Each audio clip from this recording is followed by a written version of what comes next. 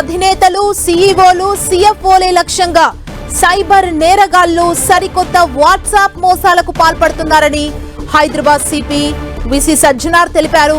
సంస్థల అధికారిక ఈమెయిల్స్ కి హానికరమైన ఫిషింగ్ లింకులు పంపడం ద్వారా కంప్యూటర్స్ లోకి మాల్వేర్ ని ప్రవేశపెడుతున్నారన్నారు. దీనివల్ల సిస్టమ్ పై నేరగాళ్లు పూర్తి స్థాయి రిమోట్ యాక్సెస్ ని పొందుతూ అక్రమాలకు తెరలేపుతున్నారని చెప్పారు. సిస్టమ్ నియంత్రణలోకి వచ్చిన తర్వాత అందులో యాక్టివ్ గా ఉన్న వాట్సాప్ వెబ్ సెషన్స్ ని నేరగాళ్లు చాకచక్యంగా వినియోగిస్తున్నారని సిపి తెలిపారు. సీఈఓ లేదా సిఎఫ్ఓల పేరుతో అకౌంట్లకి దారి తప్పి పట్టించే సందేశాలను పంపిస్తూ నమ్మిస్తున్నారని సజ్జనార్ తెలిపారు. పై అధికారుల నంబర్ల నుంచే సందేశాలు వస్తుండటంతో అకౌంటెంట్లు కూడా నిజమేనని నమ్మి మోసపోతున్నారన్నారు. ఇటీవల హైదరాబాద్ కమిషనరేట్ పరిధిలో ఇటువంటి కేసులు నమోదవుతున్నాయని తెలిపారు. ప్రతి కంపెనీ కూడా ఇటువంటి సైబర్ దాడుల పట్ల అత్యంత అప్రమత్తంగా ఉండాలని సూచించారు. వాట్సాప్ లో పై అధికారుల పేరుతో వచ్చే ఆర్థిక అభ్యర్థనల్ని గుడ్డిగా నమ్మకూడదన్నారు. వెంటనే అధికారులకు నేరుగా ఫోన్ చేసి ఆ సందేశం నిజమేనా కాదా అని ధృవీకరించుకోవాలంటూ సూచించారు.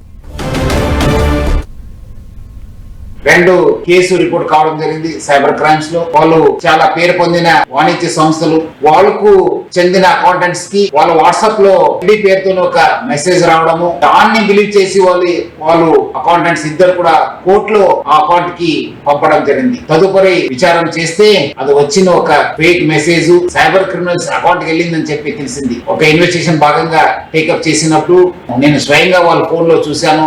ఆ వచ్చిన మెసేజ్ కావచ్చు, వాళ్ళ ఓనర్ పేరు ఏముంది దాని పేరు రిప్లికేట్ చేస్తూ వాళ్ళు ఒక వాట్సాప్ మెసేజ్ పంపించారు. పేరుతో వచ్చిన మెసేజ్ నిజమని చెప్పి మనము దానికి రిప్లై చేయడము, దాని వాళ్ళ ఇన్స్ట్రక్షన్ ఇచ్చిన ప్రకారం నడుచుకుంటాం. సో దీంట్లో కనుక మనం ఇన్వెస్టిగేట్ చేస్తే వీళ్ళందరూ కూడా ఇప్పుడు వాట్సాప్ కూడా వెబ్ కనెక్ట్ కావడము, కంప్యూటర్ ఏముంది అది కాంప్రమైజ్ కావడము, వాళ్ళ ఈమెయిల్స్ కావచ్చు, ఆ సిస్టమ్ కు మాల్వేర్ పంపించి అక్కడ ఉన్న వాట్సాప్ డాటాను కూడా వాళ్ళు కాపీ చేసి అక్కడి నుంచి వాళ్ళకు మెసేజ్ పంపించి ఈ ద్వారా వాళ్ళు ప్రజలందరూ కూడా మోసం చేస్తున్నారు. మీ అకౌంటెంట్స్ మీరు ఏం చెప్తారు అదే వాళ్ళకు వేదవాక్యం అయిపోతుంది అని ఎట్లా లెఫ్ట్ రైట్ చూడరు. సో అట్లా వాళ్ళు అమౌంట్ పంపించి మోసం చేసే ఒక ప్రయత్నం జరుగుతుంది.